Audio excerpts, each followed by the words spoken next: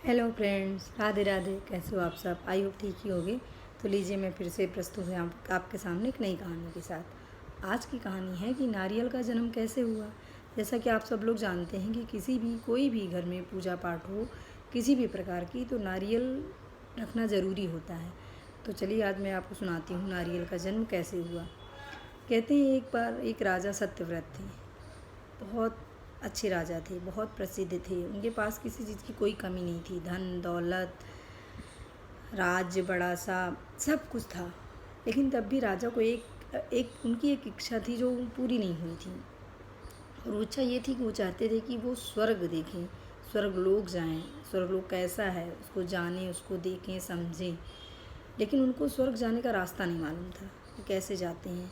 और इधर ऋषि विश्वामित्र तपस्या करने के लिए घर से बाहर निकल गए।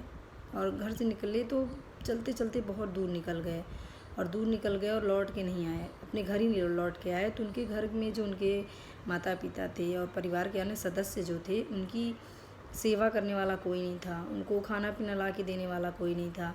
तो राजा सत्यव्रत ने सुना कि विश्वामित्र जी हैं नहीं, वो तपस्या करने के लिए घर से बाहर निकल गए हैं, उनके घर वाले भूखे हैं।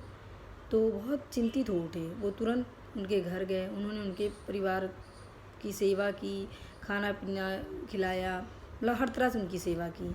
और इस तरह उनका परिवार चल रहा था। लेकिन जब कुछ दिन बाद विश्वामित्र जी लौटे तो उन्होंने देखा उनका परिवार बड़े अच्छे से रह रहा है, किसी प्रकार की कोई कमी नहीं है। तो उन्होंने पूछा कि जब मैं नहीं था, मेरे ना रहते हुए आपकी सेवा, आपके खाने पीने का प्रबंध किसने किया?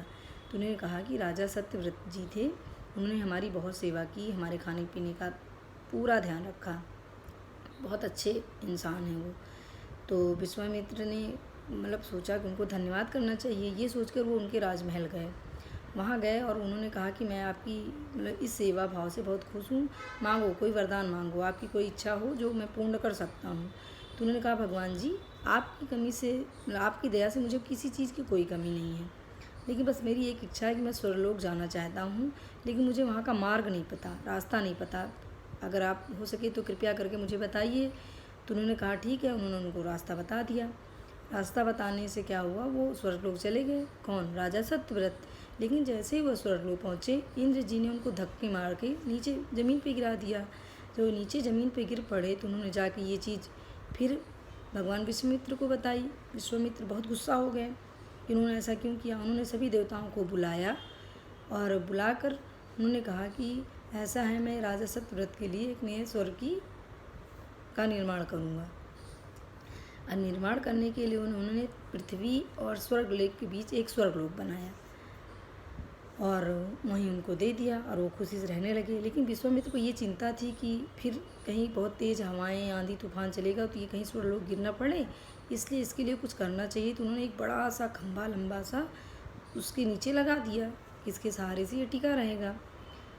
कहते हैं वो जो खंभा था वो कुछ दिन बाद उसने एक तने का रूप ले लिया, जो कि नारियल के पेड़ के रूप में प्रसिद्ध है। और जब राजा सत्यव्रत की मृत्यु हुई तो उनका जो सर था वो नारियल का फल बन गया। कहते हैं तभी से नारियल का यही एक कहानी है नारियल के जन्म की। और वो जो खंभा था वो नारियल बन गया और राजा सत्यव्रत जी का सिर नारियल के फल के रूप में प्रसिद्ध हुआ। और तभी से इसीलिए तो कहते हैं कि नारियल का पेड़ इतना लंबा होता है। तो ये रही नारियल के जन्म की कहानी। आई होप आपको ये कहानी पसंद आई है। अगर आपको ये कहानी मेरी पसंद आई है तो आप प्लीज़ इसको लाइक करें और मेरे चैनल को सब्सक्राइब ज़रूर करें।